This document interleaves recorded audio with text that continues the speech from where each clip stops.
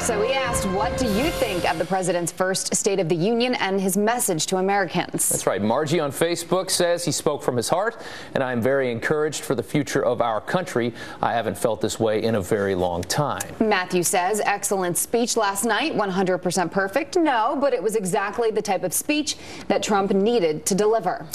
Allison tweets, great speech, very emotional, very inspirational. Some of the Dems in Congress should be ashamed of themselves with their reactions. Jackie on Facebook says, President Trump was awesome, and he didn't use I 105 times. With President Trump, it was we can make America great again. It was a big speech, and there is a lot to cover on it. And the big team, Steve and Ainsley and Brian, are in Washington, and they're going to have a lot more on this over the next few hours. That's right. Thanks so much for watching. Hope you have a great day. See you later. The President of the United States. The state of our union is strong because our people are strong. This was a unifying speech. It was a speech to all Americans. African American unemployment stands at the lowest rate ever recorded. The Democrats who could barely look there at a funeral, they could barely look at the guy. My duty is to defend Americans and their right to the American dream, because Americans are dreamers too. The message that Donald Trump outlined tonight is we're going to put America first. Let's come together, set politics aside, and finally get the job done. He moved a lot of people tonight. It was an inspirational and uplifting speech.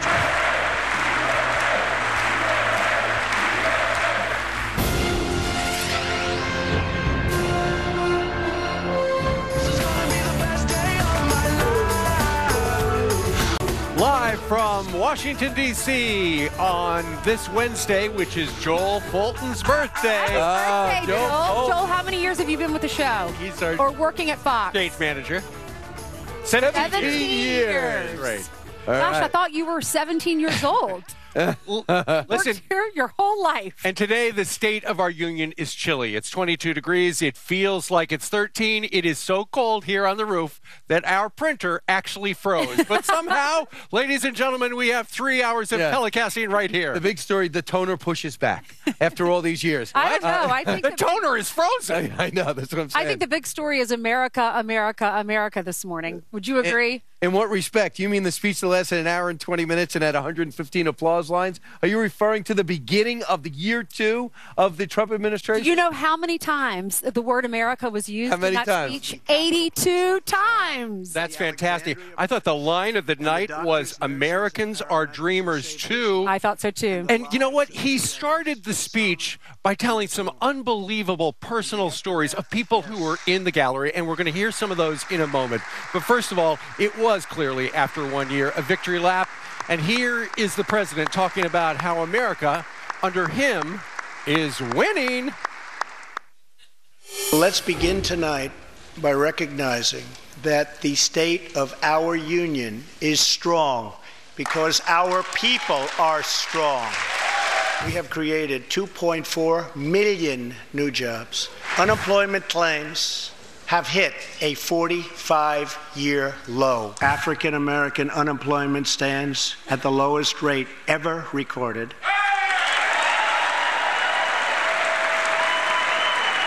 The stock market has smashed one record after another, gaining $8 trillion and more in value. We enacted the biggest tax cuts and reforms in American history. I recognized Jerusalem as the capital of Israel. 1 year later, I am proud to report that the coalition to defeat ISIS has liberated very close to 100% of the territory. My duty, and the sacred duty of every elected official in this chamber, is to defend Americans and their right to the American dream. Because Americans are dreamers too. There is nothing we cannot achieve as long as we have confidence in our values, faith in our citizens, and trust in our God. We will never fail.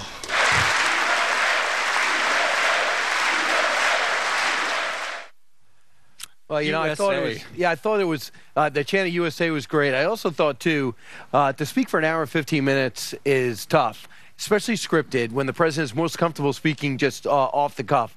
But the pacing, the way he delivered it, not to be too sedate, not to be too high, not to overreact when people underreact to your right, as opposed to people overreact to the left. You see him a few times look down and go, guys, what are you doing? Right. I just said something like America or our 104 times, we 129 times. The president that's known to be very confident used I only 29 times. Well, and you compare that to Barack Obama, who I think in the 2010 State of the Union address used the word I close to 100 times. But it was the way he told the story. It wasn't just a laundry list of, in his estimation, how America was winning, but instead it was also, he interwove all these personal stories.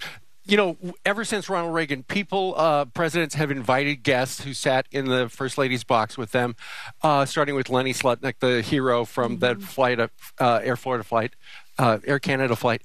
But last night we heard so much about the people, and it was so interesting. Right out of the gate, he started telling so many emotional stories. He talked a lot about immigration, and he used some of the families to say, this is why immigration is so important to our country. It's to keep the bad guys out, to keep the drugs from coming over our borders. He highlighted two families. We had one family, one mom on set with us, Evelyn, who lost their daughters to MS-13. You went out to Long Island to tell their story, Brian, a few months ago.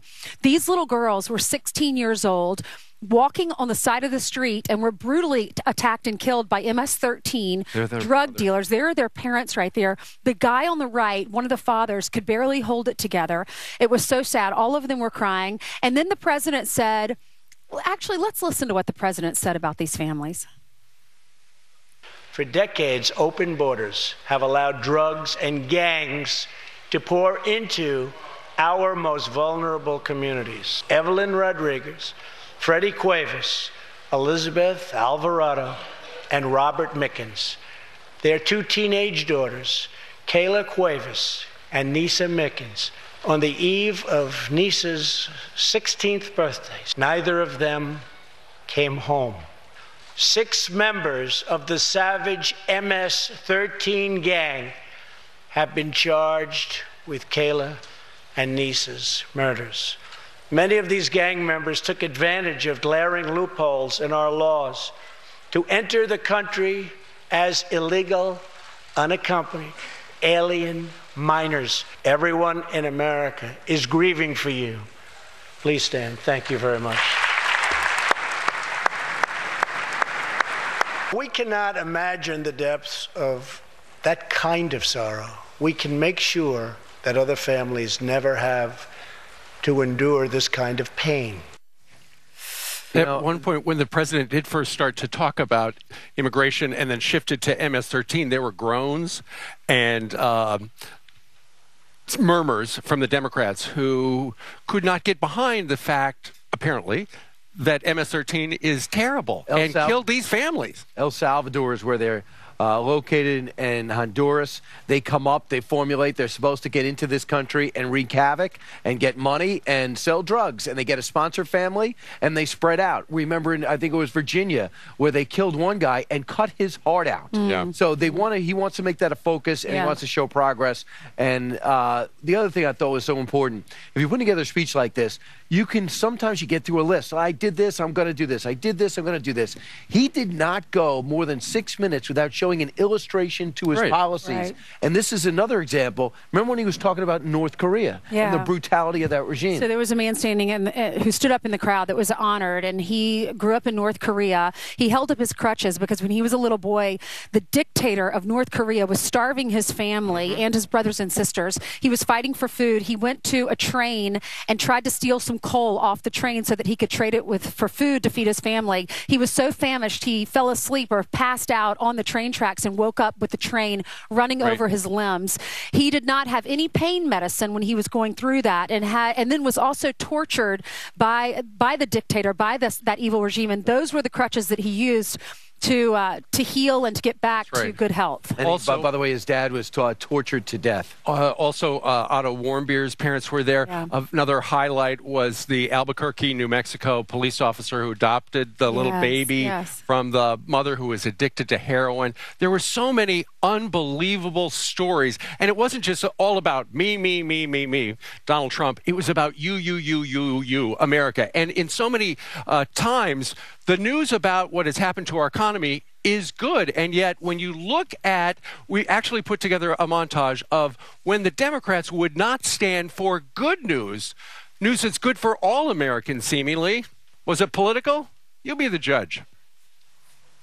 I call upon all of us to set aside our differences, to seek out common ground, and to summon the unity we need to deliver for the people. This is really the key. These are the people we were elected to serve. Hispanic American unemployment has also reached the lowest levels in history. Preston's reverence for those who have served our nation reminds us of why we salute our flag and why we proudly stand for the national anthem. In America, we know that faith and family, not government and bureaucracy, are the center of American life. The motto is, "In God we trust."